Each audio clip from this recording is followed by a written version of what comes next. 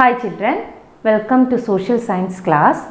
Today's our topic is about sources of history. Okay, last class just we started. Anyway, today we will study more detailed information ma'am will give you about sources of history. Okay, so which are the two important sources of information to the historians?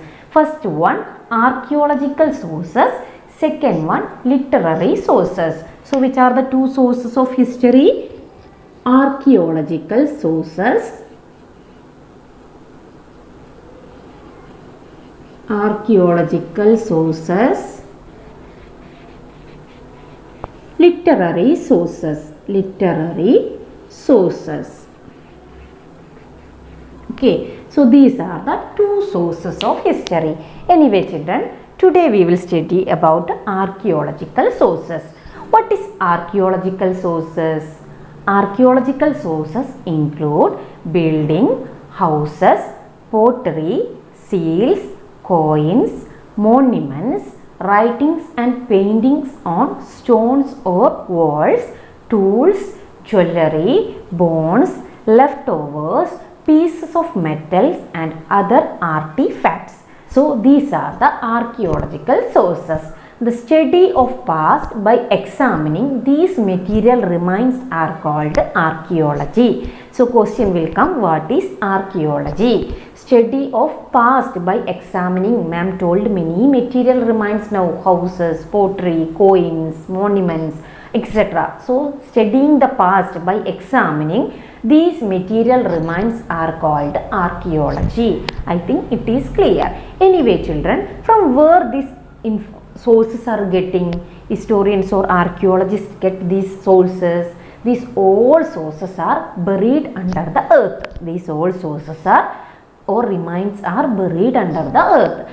Archaeologists getting these all remains by digging. Okay, through digging the earth's surface, archaeologists taking these remains or these sources. So the process of digging and taking these remains, that is called excavation. Okay, so what is excavation? The process of digging and taking the material remains that is buried under the earth, that is called excavation.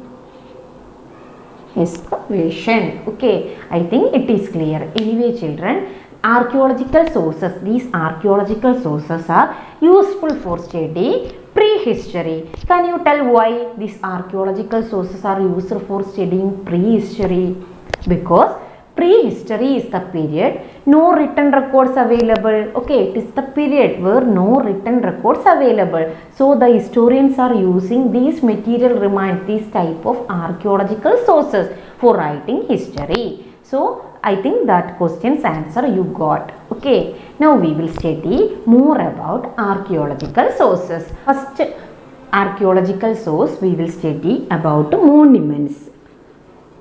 Monuments. Monuments are building or other structures. Monuments are building or other structures. For example, we can tell it include temples, mosque, church, tomb, cemeteries, forts, palace, step wells, rock cut caves, etc. Okay, so what monuments mainly include, which all are the things children? Ma'am told example, temple, mosque, church, tomb, cemeteries, forts, step wells, palaces, rock cut caves, etc. So rock cut caves are example of which source? Archaeological source. In archaeological source, monuments. Okay, it is an example. Okay, I think it is clear. Anyway children, from monuments historians are getting lot of information. Okay, for example, which time archaeological innovation of that particular time, looking one type of monument. For example, ma'am told you Taj Mahal. Okay, just an example we can take. Looking Taj Mahal, historians getting lot of information. Okay, that time, which time it built, who built it, and what is the speciality of architecture or the architectural innovation of the people during that time. social, political and cultural and religious life of the people. Okay, many information when it was built and which type of materials used for the construction and which ruler built it, which time it built. Many information historians will get from the monuments. So monuments is one of the most important source of information or archaeological sources. Okay, next one, inscription. Okay, what is inscription? Inscriptions are writings on seals, temple walls, stones or pillars, wooden tablets and bricks. Okay, so just ma'am is telling about inscription, you must know. Okay, what is inscription? Inscriptions are writing. Okay, where it will write? It may be in seal, temple walls, it may be in stone or pillars, it may be in wooden tablets, it may be in bricks. Understood, children? So that is called inscription. Some inscriptions are royal orders. Some inscriptions are royal orders. For example, Ashoka's inscription. Ashoka, one of the most important ruler of Mauryan Empire.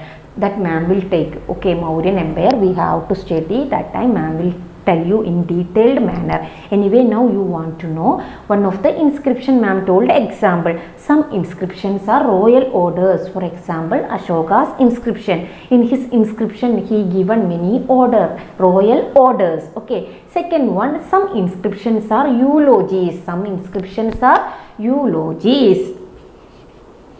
Eulogies. Actually, what is eulogies?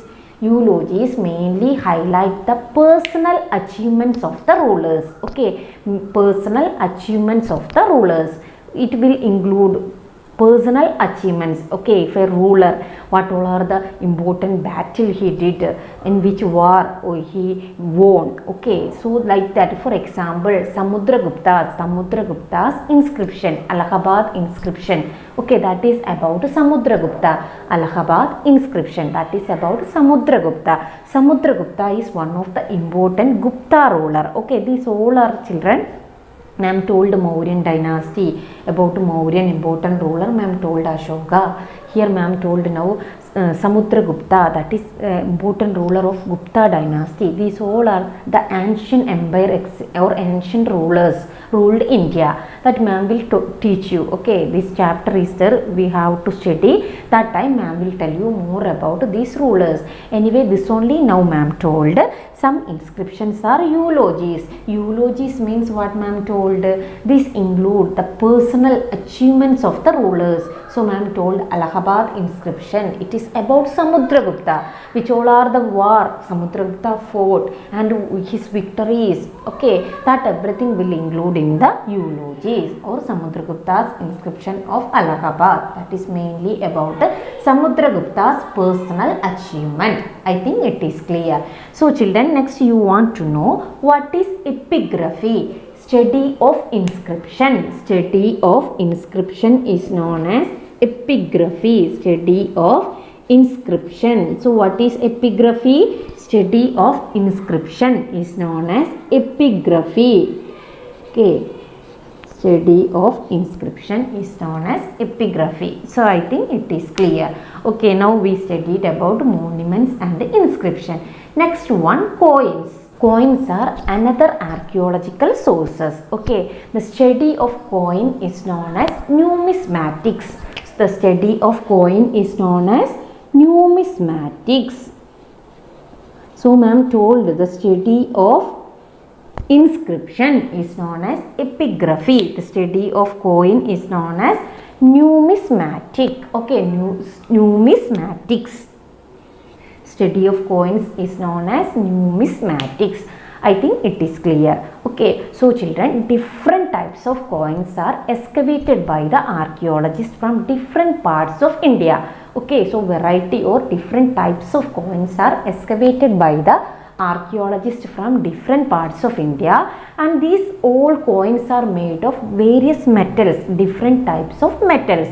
Copper, bronze, gold, silver, etc. Different types of metals, and some coins have symbols. Some coins have symbols punched on them, and some coins depicted the picture of king, the images of king. Some coins depicted the picture of god or goddess. Okay, so children, different coins are excavated by the archaeologists. Some coins have symbol punched on them, and some coins depicted the image of king, god or goddesses. Okay, and you know, ma'am told coins also an important source of information. From coin, which all are the information historians getting? It given lot of information. Some coins will contain the names of king and date of their reign. Okay, so historians will get many information, which ruler ruled that time, what is the name of that king, which metal is used for during that time.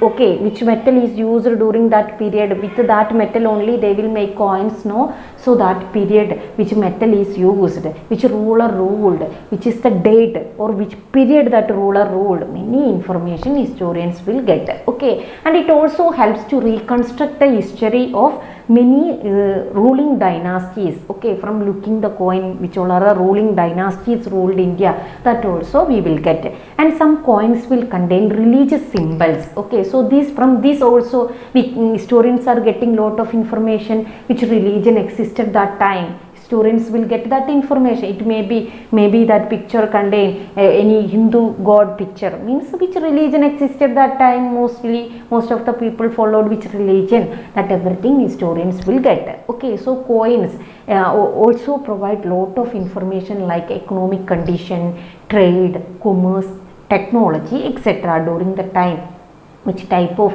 technology existed, then trade, what about the trade and commercial development, economic conditions, that everything historians getting information through coins.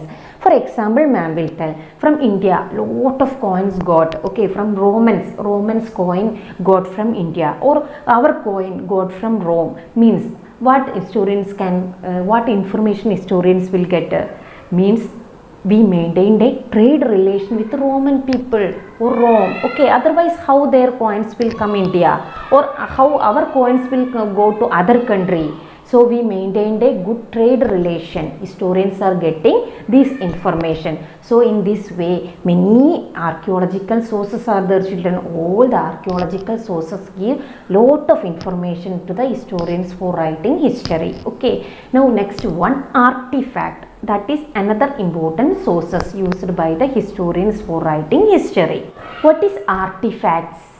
Artifacts are old pieces of things. Okay, old pieces of things or belongings of people. Okay, so something used by the people, old pieces of things used by the people, or the belongings of the people, that is called artifact. For example, pottery, jewelry, toys, seal, pieces of cloth. Okay, these all are some example for artifact. It may be used by the people. They are old pieces of things used by the people. Okay, pottery, jewelry, toys, seal, pieces of cloth, etc. These all are the example for artifact. Okay, so children, from artifact also getting lot of information, or it also giving lot of information to the historians.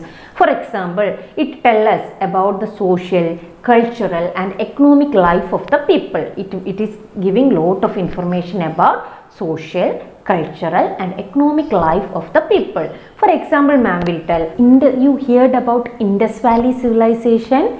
It was a civilization flourished in India, okay, years before 3000 BCE to 1800 BCE, before Christ. Okay, one civilization flourished in India. Okay, so in that is one civilization existed in India. From where historians got that information? And civilization called Indus Valley civilization existed in India. It is a civilization flourished near the river Indus. Okay, one of the river Indus.